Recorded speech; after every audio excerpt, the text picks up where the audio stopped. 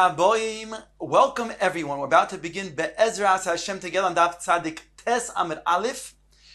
3 lines from the top. The Mishnah states that a person can stand in the Rishus HaYochid and metaltil in the Rishus HaRabim.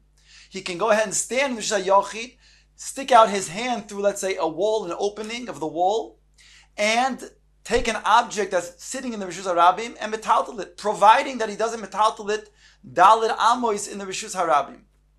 Rabbi Meir is choylek on the Mishnah Daf Kuf Aleph Amud Aleph, and he says that's osir. Says the Gemara, Hohoitzi chayiv chatas. If he does indeed metaltal Dalit Amos in the Rishus HaRabim, then he will be chayiv chatos. That's the Gemara's diuk. Says the Gemara, Leima misayer leila Rava. Let us say this is a support for Rava. What did Rava say? Doma Rava. A person who takes an object and he transfers it 4 amos in the Rishus HaRabim.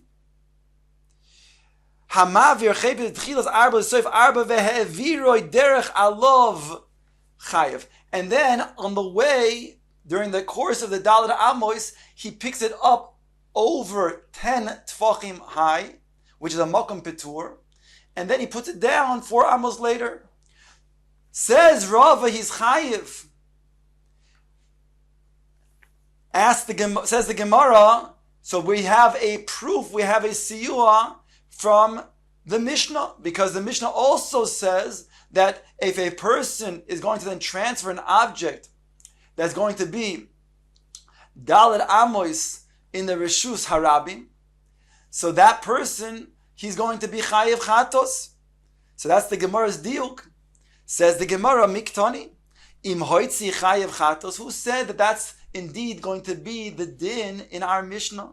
It just says, providing that he does not move it, Dalit Amos Rishus HaRabim. Dilma im hoitzi poter aval oser. Maybe the din in the Mishnah is that it's poter aval oser, and therefore we have no proof for Rava.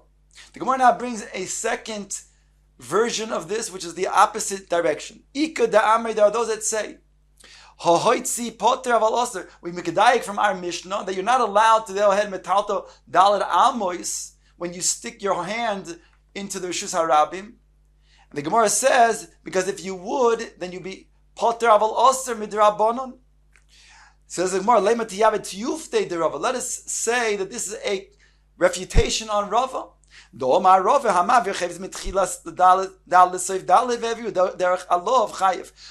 says that if a person moves again an object, but in between he went to the makom petur, that means that it was in the interim in a makom petur. Says Rava, nonetheless he's chayiv. Why? Since there was an akira and a hanacha both in the Rishus HaRabim, and there was a transfer 4 amos, so therefore he's chayiv chatos. So let us say this is a refutation on Rava from our Mishnah. Says the Gemara, miktani hoitzi poter aval oser. Who says that that's the din in our Mishnah? That if he does transfer Dalit Amos in the Rishus HaRabim, he would be poter. Dilma im hoitzi chayiv chatos. Perhaps he would be chayiv chatos. So we cannot prove one way or the other, either for Rava or against. The Gemara now quotes the Mishnah that says that a person cannot stand in Rishus HaYochid and spit or urinate into the Rishus HaRabim. Omar Rav Yosef said, Hishtin v'roik chayiv chatos. If he does so, he'll be chayiv chatos because he's transferring from Rishus HaYochid to a Rishus HaRabim. Ask the Gemara, there's a technical problem over here, because the place that it left, it did not leave a place that was a surface of Dalit Amos, and therefore it doesn't have this significance to mechayiv him for an akira. Granted, there was a hanacha in the Rishus HaRabim, but there was no akira from the Rishus HaYochid that should mechayiv him a korban chatas. Says the Gemara, machshavto meshavyo leimokim. His intention is enough to give it chashivus as a place that there was an akira from. So although there was not Dalid over here, Dalid Amos, Dalid Tfochim, for a surface to then make an akira from, but nonetheless, since his intention was that he wanted to then remove either the urine or the roik, so therefore it has significance as an akira. And if you don't say that this is so, that you can give it chashivus, even though it doesn't have technically the space, the area of Dalid. Hada Omar Rava said, Zorak v'nach b'fi hakelev or b'fi hakivshon chayiv chatos. If a person were to throw an object, Dalid Amos Neshuz Arabim, and it lands in the mouth of a dog or a burning furnace, and it never lands, it gets consumed in the fire. So there also, although there's no Dalid Tfachim as a area where there is an Hanocha, nonetheless, Rava says he's Chayiv Chatos. There was no Hanocha on a place of Dalid Tfachim. Nonetheless, we say Achshave over here, we say that the Chashivus from his intention. His intention makes it a mokum of chashivus of dalid. Says the Gemara the following question: Boy Rava, who b'rshus hayachid? If a person is standing in b'rshus hayachid, upi amma b'rshus harabim, and the place where the urine emanates from is in the b'rshus harabim. What's the din? Basar akira azlinon. Do we say it goes after the akira where his body is standing? Or do we say it goes where the urine emanated from, which is going to be in the Shus Harabim? If you say it goes after the goof, which is standing in the Shus HaYachid, then there will be a hotzah from Shus HaYachid, Shus Harabim. But if you say it goes after the Piyama, then it was also in the Shus Harabim. Take the Gemara leaves it as an unanswered question. The Gemara now quotes the Mishnah saying, "V'chein lo yaroik." A person cannot similarly spit from the Shus HaYachid into the Shus HaRabim. And then we have the statement of Rabbi Yehuda. Rabbi Yehuda says that if the spit in his mouth has gathered together, in other words, it has passively accumulated in his mouth, then it's considered to be now a masui, whereby if he were to walk Daled Amois in the Rishus Harabim, or he would go from the Rishus HaYachid to the Rishus Harabim, then he would be then Chayiv Chatos, as transferring from one Rishus to another Rishus.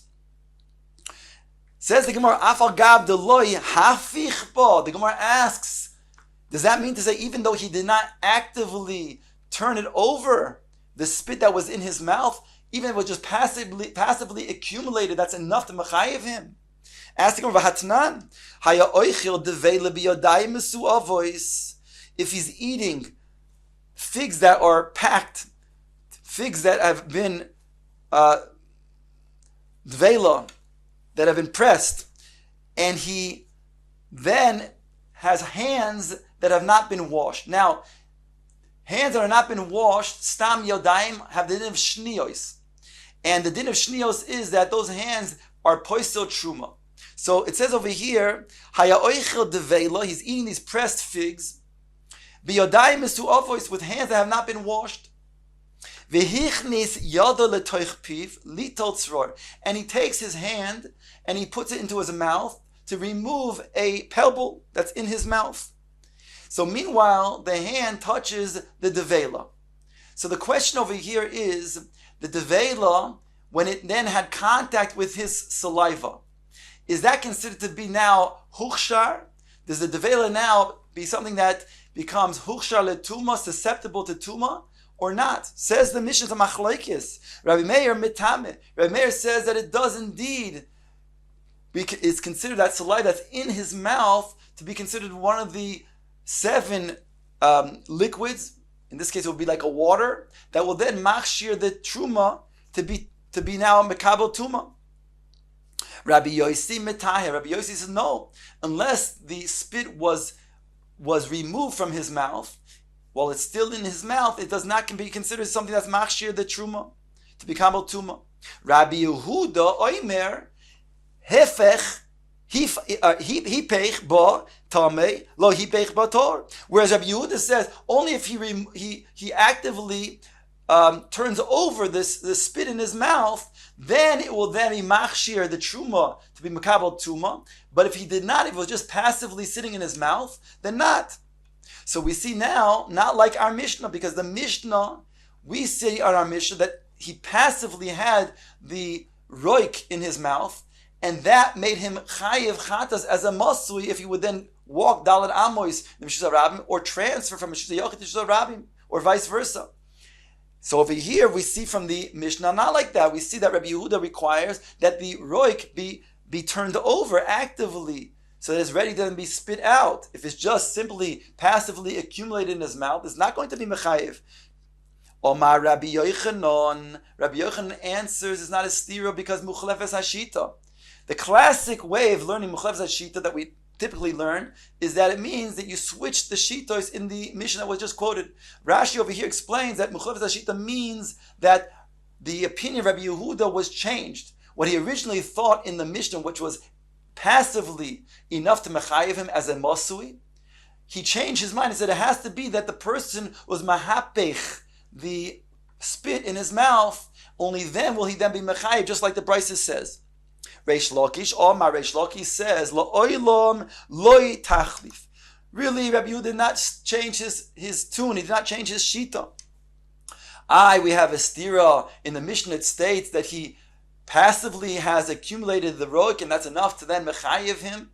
Whereas over here in this Brisa it states that he has a mahapich. Says the Gemara, V'hocha, it's not a Brisa, it's the Mishnah in this case. It says that it's only going to be if he's mahapich. V'hocha b'mayaskinam b'kichoy. And Reish Lakish says, here what are we dealing with in our Mishnah? In our Mishnah we're talking about b'kichoy. When it's phlegm, it's already ready to be then expelled, to be spit out. And that's therefore going to mechayev him if he then carries Dalad Amos while it's in his mouth, because it's considered to be a masui. Vahatanya asked the Gemara now from a Brisa. Rabbi Yehuda oimer kichoy v'nitlash. My lav roik v'nitlash? Loi kicha v'nitlash. The gist of what the Gemara is coming to say is to ask a question. You just told me that the case in the Mishnah is where it's phlegm. We have a Brisa that states that whether it's phlegm or whether it's roik, it also will then be something that he's going to be chayav for.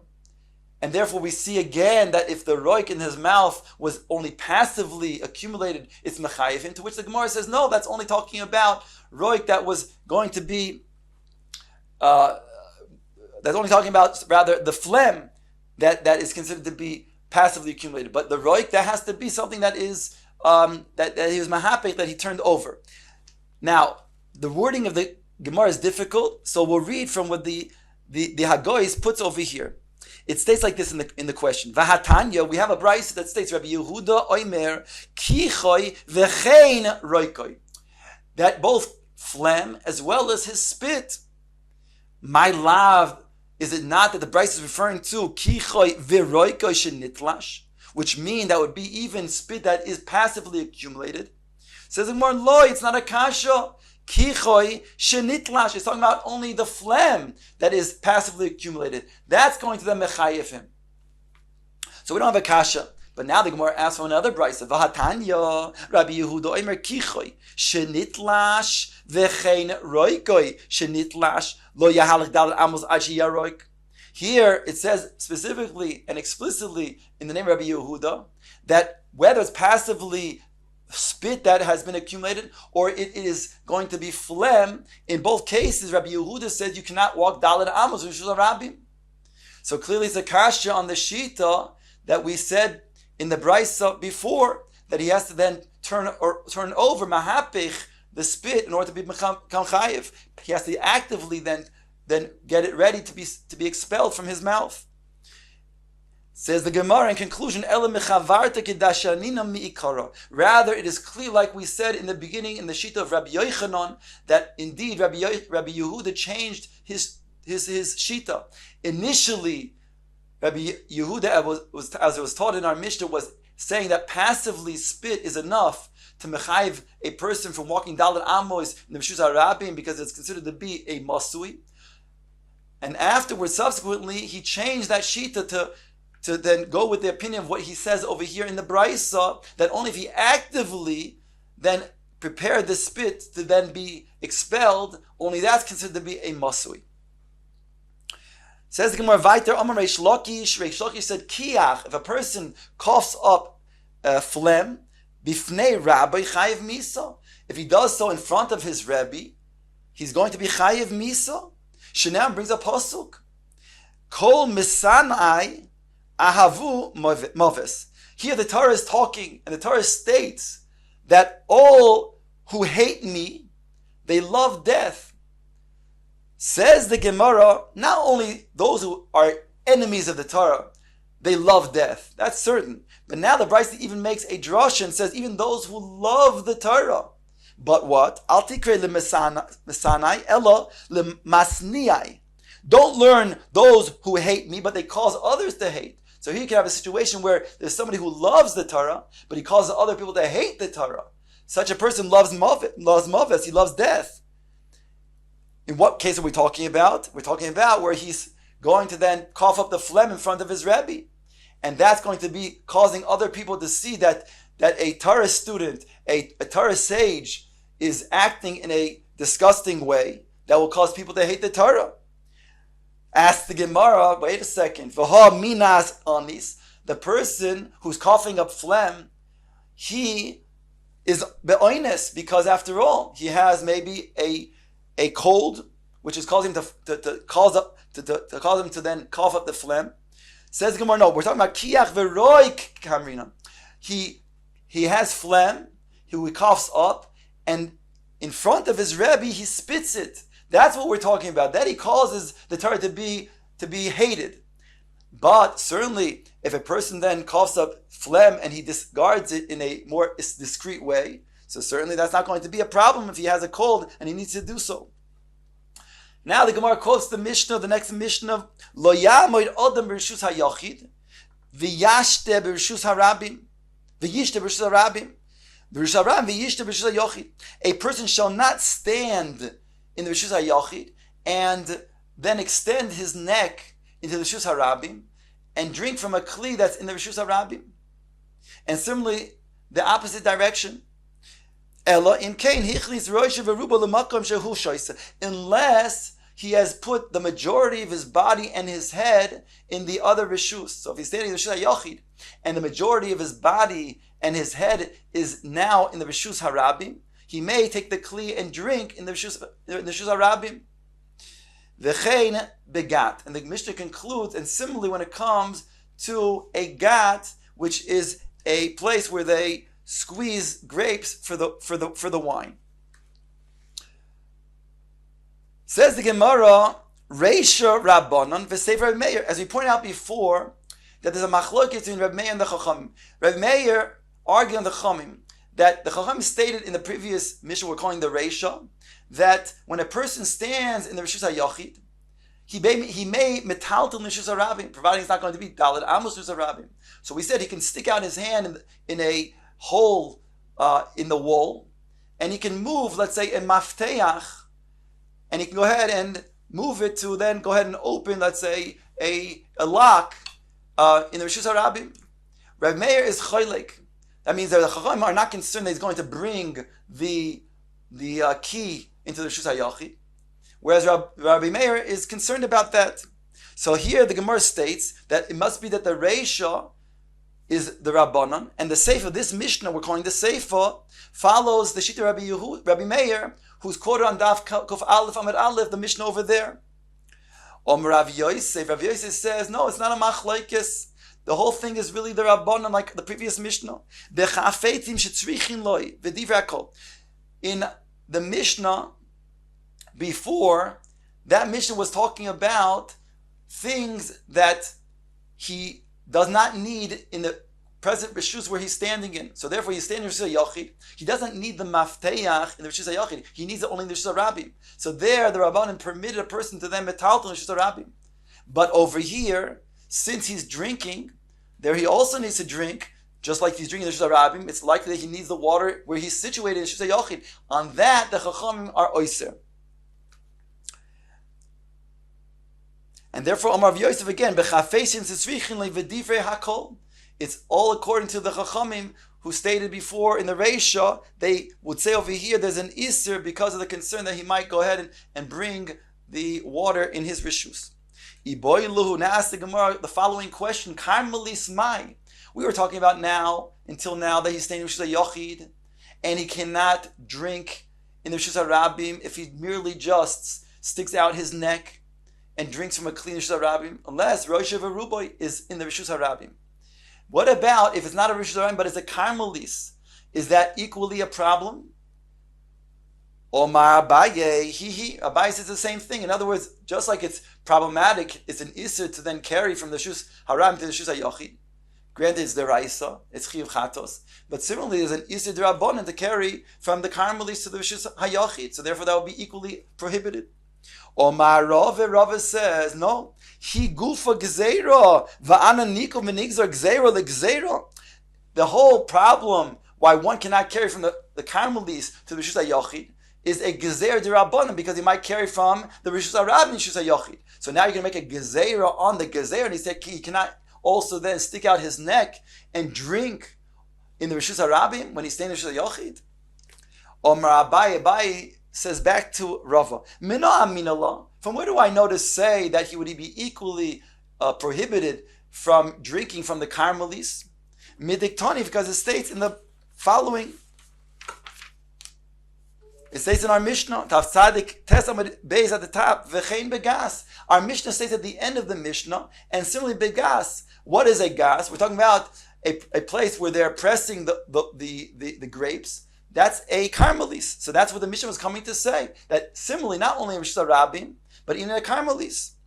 V'Rava said, Le'inyan Meiser, that which it says V'chein Begas, is not talking about Hilchos Shabbos. It's talking about in regards to the Indian of Meiser. Because in a gas, the halacha is that when it comes to the end of the Gemar Malacha, then the fruits are going to be chayiv. In this case, the wine will be chayiv in Trumas and Meisers. But before that, if a person is still going to drink, in this case, from the gas, so providing that he's drinking from the gas in a way that's going to be derech arai, which is on the gas without taking it away from the gas, then he will then be permitted to then drink the wine, because not chayiv in Trumas and Meisers yet. So that's what our Mishnah is talking about. V'chein Omar Rav Sheshes, v'chein begas le'inyan Meiser. He also learned that our Mishnah is talking about the Indian of Meiser, not the Indian of Shabbos. This nan. As it says in the following Mishnah, Shoisin alagas, bein bechamin, bein betzoinin upoter. Div Rabbi Meir. Rabbi Meir is of the opinion that as long as you're going to then drink on the gas, whether it was mixed with cold water or hot water, we still say that it's not chayiv in Trumas and Meisers, even though you mixed water with it. And since you're drinking in a place where it's still considered to be arai, it's mutter, it's not going to then make it so that it's chayiv in Trumas and Meisers. Rabbi Eliezer Bar Tzadok mechayev. Rabbi Eliezer Bar Tzadok says no, it's chayiv.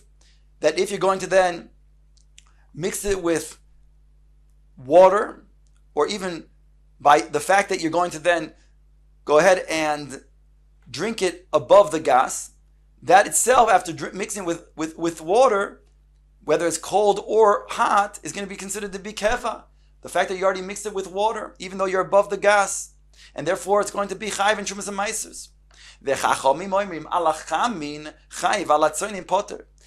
Whereas the Chachamim, they make a pshara, and they say, if it's going to be hot water, then it's going to be considered to be keva, and it'll be chayiv in Trumas and Meisers.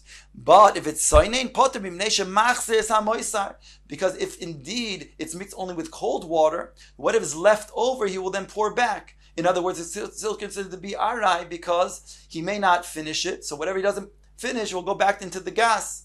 So that's going to be potter from Trumas and Meisers. But Al Kolpanim, we have over here the Mishnah that states, according to the first opinion, Rabbi Meir, that Rabbi Meir is stating over here that if a person is going to then mix it either with cold or hot water, and he's oimed al hagas v'shoise, so long as he himself did not go and take it outside of the gas, so then we say that that person is able to then be considered to be able to drink the wine. It's part of Trumas and Meisers.